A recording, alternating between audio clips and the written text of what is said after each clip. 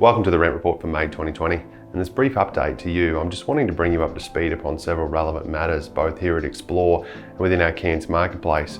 Included within this brief report, I firstly want to give you a quick insight into our current rental market conditions and how the market is faring amidst COVID-19. Additionally, an insight into our sales market, an update upon the commencement of our paused routine inspections, our new software program and a new look statement for you. And finally, I'm wanting to answer some common frequently asked questions related to COVID-19 from landlords concerned about the impact of the tenancy legislation changes. Firstly, we are still renting properties. Demand for homes and apartments, particularly upon the city fringe and the outer suburbs, is still strong. I mentioned in a previous report that I felt we were well placed to deal with this pandemic, and so far the impact, we believe, has been minimal. Our vacancy rates have risen, currently sitting at 2.5% from 1.5% prior to COVID. Largely, the increase is due to the result of furnished apartments and the oversupply of hundreds of furnished properties which were previously within the Airbnb space. The oversupply and the minimal demand for these types of properties is proving to be a challenge in securing tenants quickly for them. We are still selling properties. Our sales numbers are better than I anticipated they may have been when we first considered the impact COVID would have on our sales market. Buyer inquiry is fair, however the inquiry has certainly isolated those properties that are well presented and priced to meet the market. There are active buyers and there are those just sitting on the bench waiting to see what happens. I'm sure though that as news reports continue to get more positive and restrictions continue to be lifted, that those buyers will find themselves quickly on the field looking to purchase properties. We have had to pause our scheduled routine inspections over the past several weeks. However, with restrictions being lifted and with clear guidelines now allowing routine inspections, our officers made the decision to commence those inspections again. The inspections will be completed by your property manager in person at the property. However, if the tenant informs our office that they are unwell and they express concern relative to COVID-19, we may have to opt for a virtual inspection instead.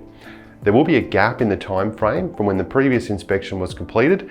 This is obviously beyond our control. If you have concerns over the additional time between inspections, please raise those concerns directly with your property manager and we'll work with you to complete an inspection again as soon as we can. We have started using new software, property management, cloud-based software, and we had the intention of doing this later in the year. However, COVID forced our hand to bring it on a little earlier than expected.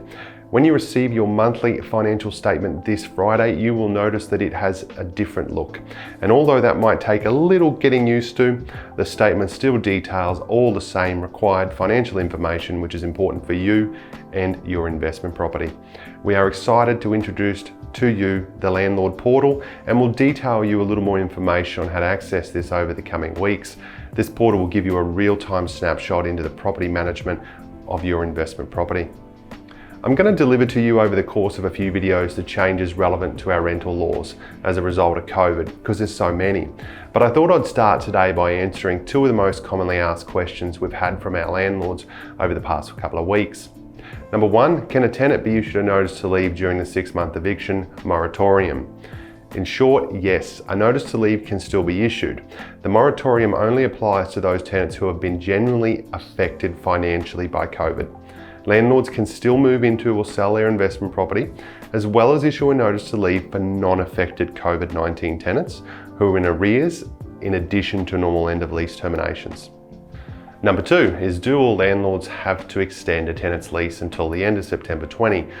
Well, yes, there is an automatic rollover of tenancy agreements which expire between now and the 29th September, but only if the tenant within the property has been directly affected financially by COVID. Therefore, tenants can still end tenancy agreements as they have within that period, as long as the tenant was not affected by financial hardship. There are exceptions, being that if you wish to sell or have sold the property, or you or a family member wish to move in, then you can do so. The laws are still new, they can be interpreted differently. However, in the coming weeks, we'll have a greater understanding of them and the new processes which we'll need to adopt. I'll endeavour to keep you, our landlords, updated upon these changes and how they may affect you. Please don't hesitate in reaching out directly in the meantime if you have any specific questions or if I can help. I'm Kyle from Xplore Property, and thank you for listening.